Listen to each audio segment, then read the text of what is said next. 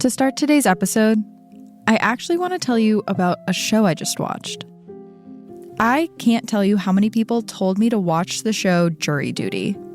Earlier this year, Amazon Prime released a show available to everyone, not just Prime members, that followed a jury as they attended a trial. The show is shot documentary style with talking heads of the jury, similar to The Office. Riveting, I know.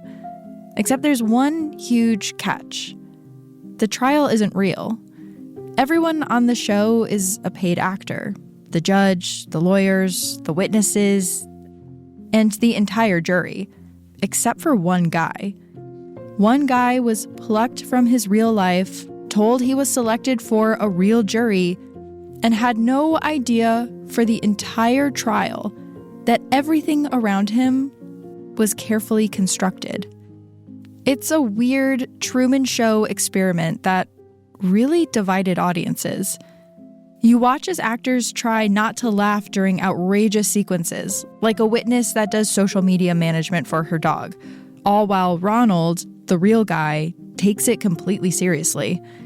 The show is hysterical, but many people, while recommending it to me, had their concerns over the well-being of the show's real subject, Ronald Gladden. In the end, he's shown that everything he's experienced over the 3-week trial was a lie. He has this kind of glossy-eyed, "what?" look on his face.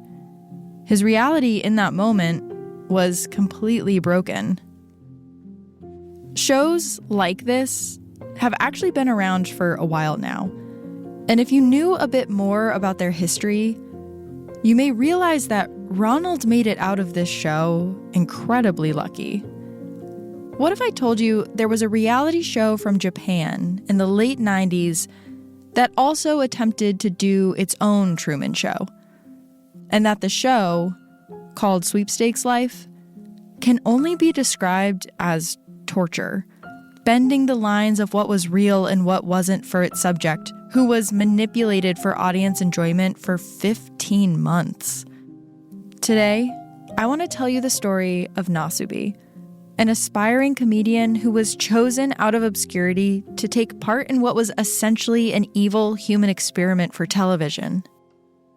And as always, listener discretion is advised. It's that feeling when the energy in the room shifts, when the air gets sucked out of a moment, and everything starts to feel wrong. It's the instinct between fight or flight, when your brain is trying to make sense of what it's seeing. It's when your heart starts pounding. Welcome to Heart Starts Pounding, a podcast of horrors, hauntings, and mysteries. I'm your host, Kaylin Moore. This is a community for the darkly curious, and if you'd like to dive deeper into the community, you can follow the show on TikTok and Instagram, and you can support the show on Patreon in our Rogue Detecting Society. There, you'll have access to some bonus content and archived episodes. On a snowy day in January 1998, dozens of male comedians in their early 20s filed into a small casting office in Tokyo. Among them was Tomoaki Hamatsu, who went by his stage name Nasubi, which means eggplant. He's a fresh-faced 22-year-old who had moved to Tokyo to pursue comedy after high school. Nasubi stands taller than the other boys in the casting office, and his goofy energy and large facial expressions set him apart. But that won't matter, because this audition, for a show he had not yet been told the premise of, had nothing to do with skill or looks. A producer, a man named Toshio Tsuchiya, comes into the room and tells the boys that the only thing they'll need for this audition is luck. The boys all look around the room with an excited confusion. This whole day has been a surprise for them. It sounds strange, but they had no idea what they were auditioning for in the first place. All they were told was the audition was for a show business-related job. It reads like the beginning of a horror movie. And in many ways, it was. As producer Tsuchiya is explaining that this is an audition of luck, a cart is being wheeled into the room. On it, a box, donning a big red question mark. Each man was instructed to go up to the box one by one, pull out an envelope, and then stand in a circle and open them together. Each of the envelopes were empty, except for Nasubi's, which contained a white slip of paper with a red circle. At first, he's confused when he opens it. But when he looks around the room, he sees that no one else has received a slip. Once it sinks in, he victoriously throws his hands in the air. "I'm the winner," he shouts.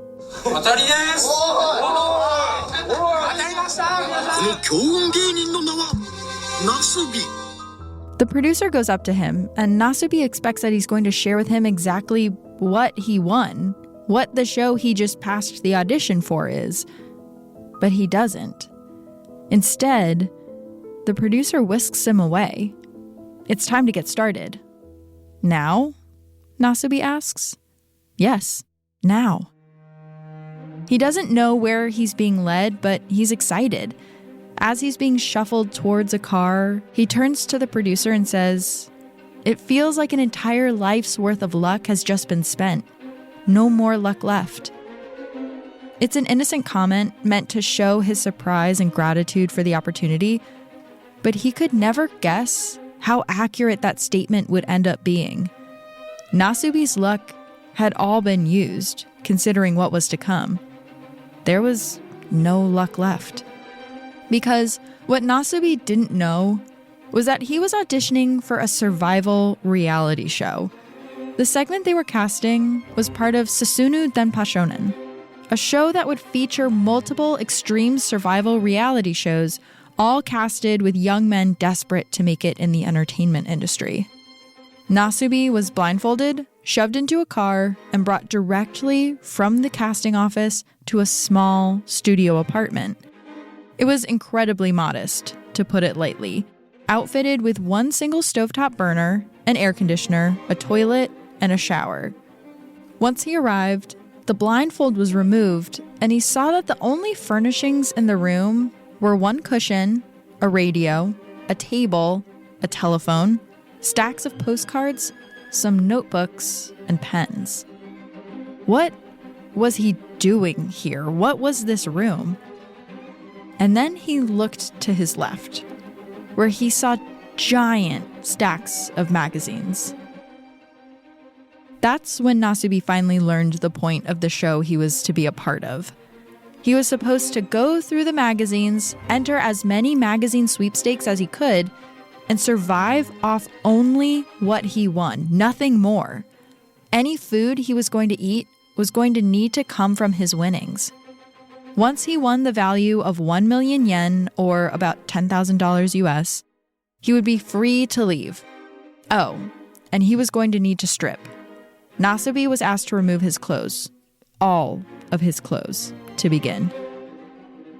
With Nasubi's shirt, pants, and underwear in hand, the producer and cameraman left the apartment. They tell him that this may eventually be a show, but there's no guarantee that anyone's ever going to see this. As they're leaving, Nasubi can be seen on a hidden surveillance camera shouting, "This must be a joke. This can't be real."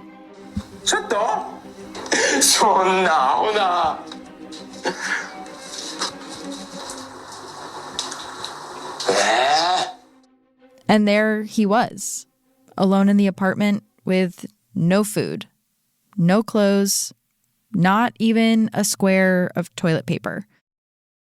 And so he got to work on the one thing that would get him out. He started sending postcards to the sweepstakes. The idea for the show isn't completely random. Sweepstakes mania was alive in Japan. Magazines were full of them. Win a vacuum cleaner, a year's supply of rice, posters of movie stars, anything and everything. So people would often joke that you could survive on the sweepstakes winnings alone. That's how common they were. So the show was supposed to be a fun play on that idea. But as Nasubi sat down and started writing an estimated 1,400 postcards a week, trying to win something, anything, he didn't look like he was having that much fun. He wanted his clothes back, but he knew he needed to start with food. It would be a while before he won anything. For the first 2 weeks, he tried to entertain himself, mostly writing in a journal he was provided, trying to learn how to do a headstand and listening to the radio, all while waiting for someone, anyone, to contact him and let him know he won something. Then, 2 weeks into Nasubi's stay in the apartment, there's a knock at the door. He answers it, clutching the pillow to his groin, his only covering. A delivery man at the door informs him that he has won some jelly. Nasubi is ecstatic, shouting, "Hooray, it's here!" Finally, a bit of sustenance, the first thing he had eaten since being in the apartment. The package is worth 1,560 yen, knocking a minuscule chunk off the 1 million yen he needs to get. But it's something. A knock at the door didn't always mean something good, however. A few days after the arrival of the jelly, there was another knock at the door. This time, it was a delivery man with ramen and steamed vegetables. Nasubi is excited until the man asks for 1,700 yen. "I don't have any money," Nasubi replies. The delivery man tells him he must have mistakenly delivered the ramen, takes it back, and leaves. After this interaction, we hear Nasubi talking to himself at the table. He's disappointed, and he lets out an exasperated sigh. On February 22nd, Nasubi wins his next bit of food, a 5-kilogram bag of rice. When he gets the call notifying him, he excitedly throws his hands up in victory, and we see each of his ribs clearly defined. His elbows look particularly knobby as well. If there was any question if the producers were feeding him full meals off camera, it seems in this shot, we have our answer. The rice arrives, but Nasubi has no way to cook it. He doesn't have any pots or pans in the room. He tries eating it raw, but it's inedible that way. So he puts some rice inside one of the jelly containers, fills it with some warm water, and waits overnight to see if it turns into something he can eat. It doesn't. But he has a small Bunsen burner in the kitchen. So he turns it on, leaves the rice soaking in the jelly container next to the heat for 3 hours, and voila! He's made a kind of rice porridge. All he has to eat it with are pens that he uses as chopsticks, and he looks so pleased with himself. And this becomes the pattern that his life takes on.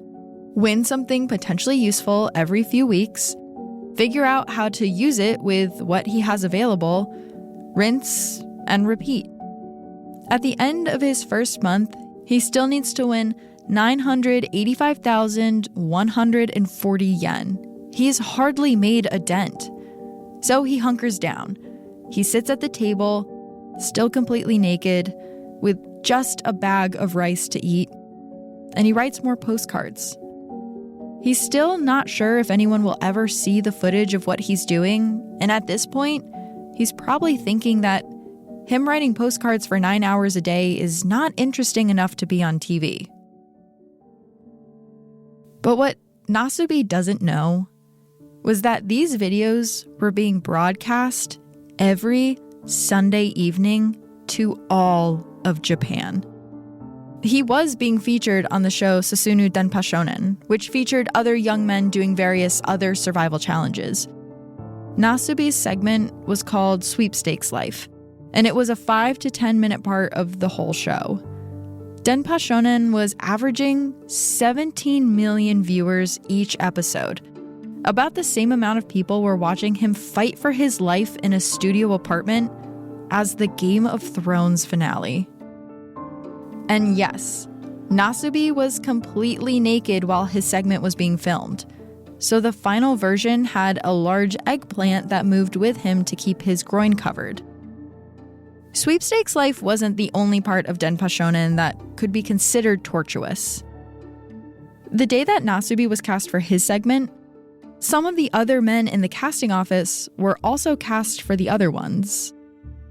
One of these other young men can be seen with Nasubi in the initial casting session.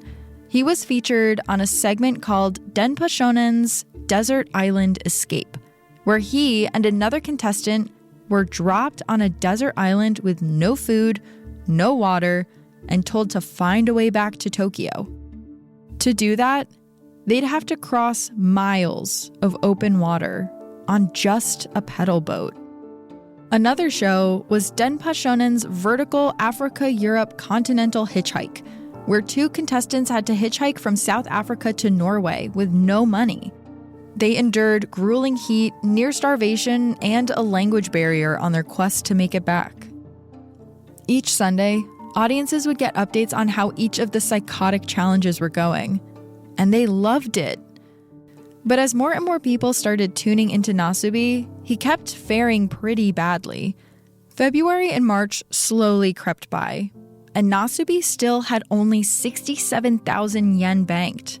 At this rate, it was going to take him around 40 months to finish the challenge. But the show's ratings were so high, it's hard to imagine that bothered the producers. Despite this, Nasubi seemed to be in shockingly high spirits. He would shout and celebrate every time he won something, and even small victories felt like big lottery wins for him. Over the next few months, things started to pick up for him. It seemed that the over 10,000 sweepstakes that Nasubi had entered were finally starting to pay off.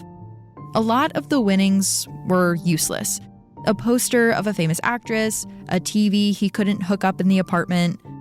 But each time the phone rang or a delivery man arrived at his door, it was like Christmas. However, it's also around this time that Nasubi's rice runs out. He hasn't won any other food since the rice in February, at least not human food.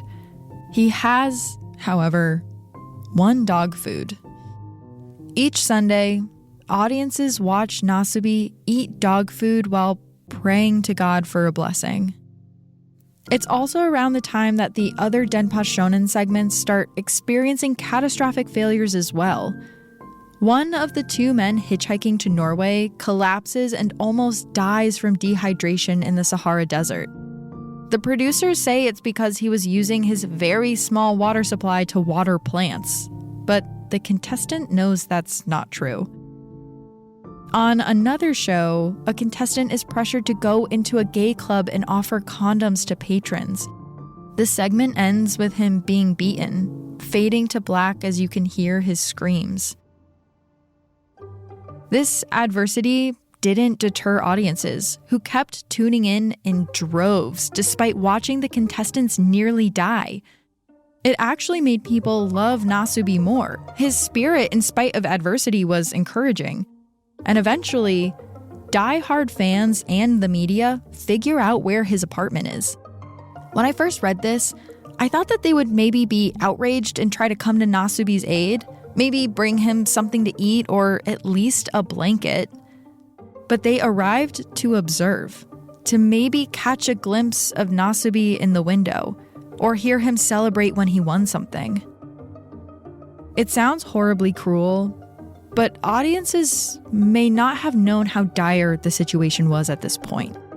Yes, they were seeing his torture play out every Sunday for months, but the producers had some tricks up their sleeves to make the show seem more humane than it was. In May, they sent a doctor to check on Nasubi, who had excitedly proclaimed that he was in, quote, perfect health. He had not suffered from malnutrition or starvation, despite his increasingly apparent ribcage. This assured audiences that despite what they were seeing at home, this man was not suffering any ill effects. One night, producers show up in the middle of the night and blindfold Nasubi. They tell him they're moving him into a new apartment to change his luck, when in reality, they don't want him to know that the crowds of people gathered outside his apartment are for him. At this point, Nasubi still has no idea that the entire country is watching him. He doesn't even know about the show. So they transport him to a new, nearly identical apartment and fill it with all of his sweepstakes winnings. But when he gets there, he sees that it's missing a new bag of rice that he has just won. He erupts in anger. "How could you have forgotten my rice?" he screams at the producers. "Don't you know how important my rice is?" This is the first glimpse we get that something might be snapping in Nasubi's mind. At the end of the first month in his new apartment, 6 months into his time on the show, he had won over 550,000 yen worth of prizes. Maybe his luck really did change in the new apartment, just like producers had promised. But then, in August, he hardly wins anything. And September is even worse. There was one day in September where producers allowed him to go to the beach, fully naked, however. This was the first time Nasubi saw the sky since joining the show. Around this time, lead producer Toshio Tsuchiya has an idea to take the show to the next level. He wants to live stream it. 24/7, unfiltered access to Nasubi's life. This was the late 90s, and the intersection of the new World Wide Web and traditional entertainment was just starting to be explored. He wanted to set up a 24-hour live stream in Nasubi's apartment. Fans could then go online and stream Nasubi at any time of the day. This was kind of revolutionary in television. Just 2 years prior, the first ever live stream occurred when a college junior, Jennifer Wrigley, figured out how to live stream from a webcam in her dorm. The camera didn't have video capabilities, just photo. And every few seconds, a photo of Jenny would upload to the internet. Sometimes she was eating, sometimes she was studying. But the internet had never seen anything like it. And soon, her website was seeing up to 7 million visits a day. And Nasubi's live stream did exceptionally well also. Maybe it was because people could finally see Nasubi in his full form without the editors hiding some of his bizarre behavior. They could see as he talked to his stuffed animals and played with the prizes he won. They also saw the knobs in his elbows and knees get more pronounced, his hair and beard become more unruly. A team of editors worked overtime to manually keep the eggplant covering his genitals in place. The entire time, Nasubi didn't know he was being watched around the clock. Finally, in December, there's a break. Nasubi sits in his room writing postcards when a small bag of rice gets delivered. He doesn't know it, but this is the last piece. The bag of rice puts him over the 1 million yen earnings. But he has no idea. He hasn't been tracking his winnings. The producers have. It's not until that night when producers come in and tell him that he's won. They're taking him to Korea to celebrate. Nasubi curls up into a fetal position. It's actually hard for him to speak with the producer because he's not used to talking with others. They hand him his clothes back and take him out of the apartment. He flies to Korea, and the producers let him do whatever he wants. He eats ramen, goes to a theme park, he eats Korean barbecue. Really, he's mostly excited about the food. He's different now. His speech is noticeably slower. His hair and beard are longer. He says that clothes feel scratchy and hot on his skin. He's less like a small child experiencing the world for the first time, and more like a dog that's been rescued. He's excited about this new life, but he's haunted by where he came from. Before Nasubi leaves, they tell him they have one more thing for him. The producers take Nasubi back to his hotel room, and when he walks in, he recognizes it right away. It looks nearly identical to the one he just spent an entire year in. "Give us your clothes," the producers demand. Now, they tell him, he has to win his airfare back to Japan in sweepstakes. According to Nasubi, it felt like someone took away all of his energy. He felt like he couldn't breathe. He felt frozen in place.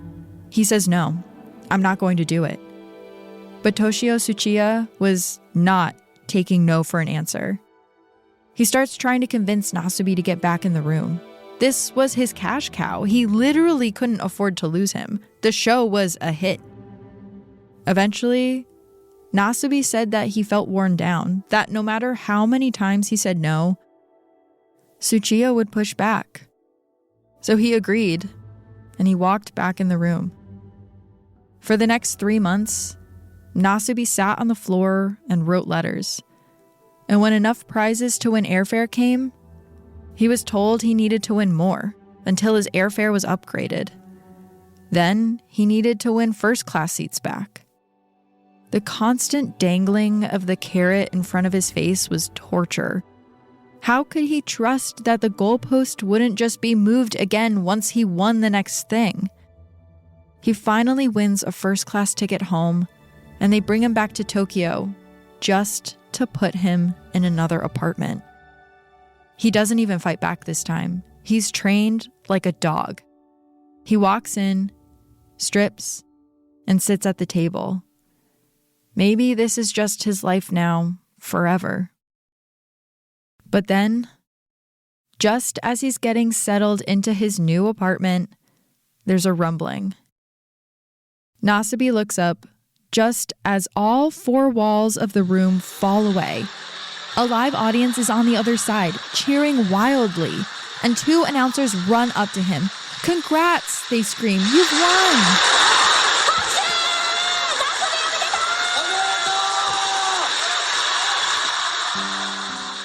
Nasubi is sitting there completely naked, except for the cushion that he's holding against himself. And he looks terrified. It's like he doesn't know how to react, or doesn't trust it.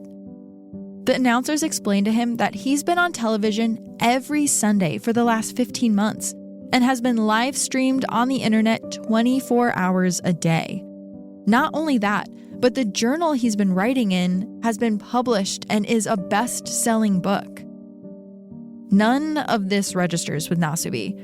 He has the same confused yet terrified look on his face that he did when the walls broke away.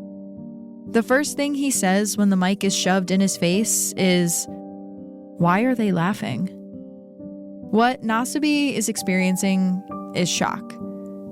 Everything he thought he knew for the last 15 months has been a lie, and his brain cannot compute the reality.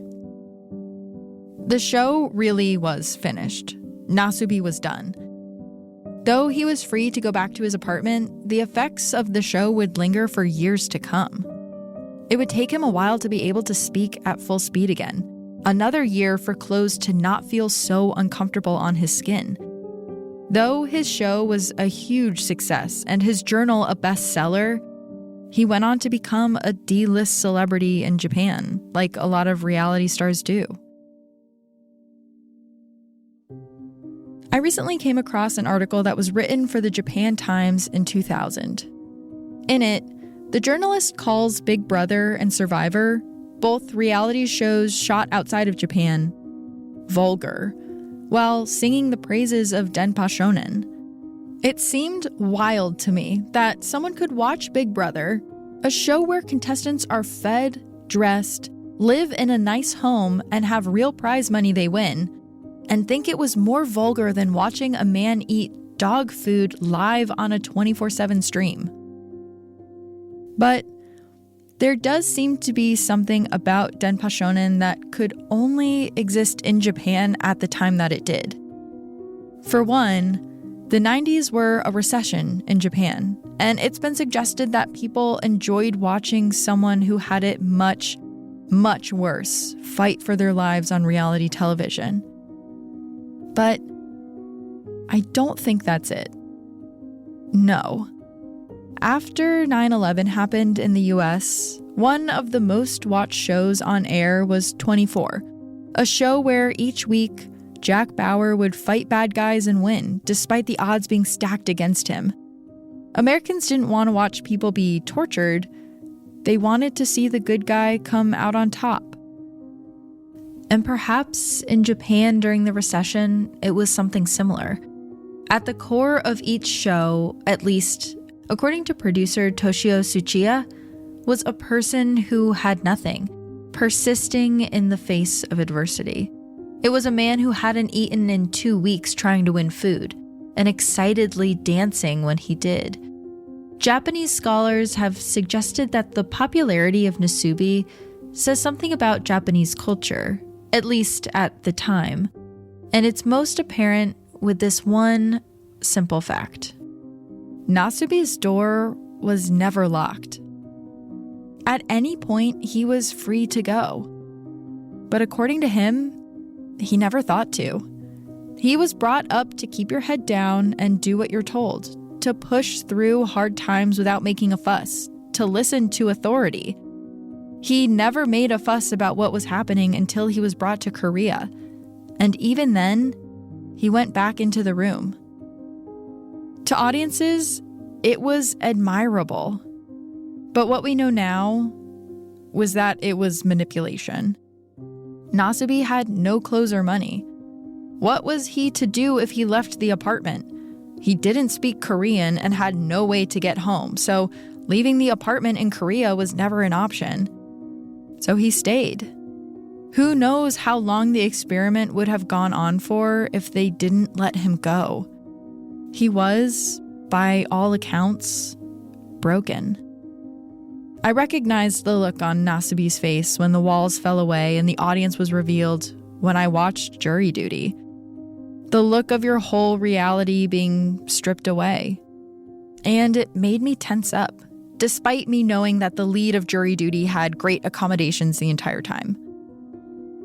We've come a long way ethically, it seems, when making these shows.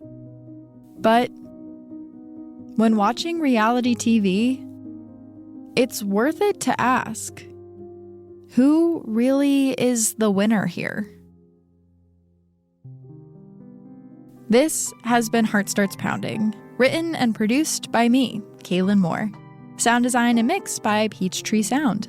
Shout out to our new patrons, Heidi, Meredith, Keegan, Lena, Laura, Emil, Emerson, Haley, Poe, Sydney, Sarah, James, Amanda, Piper, and Kim. Special thanks to Travis Dunlap, Grayson Jernigan, the team at WME, and Ben Jaffe.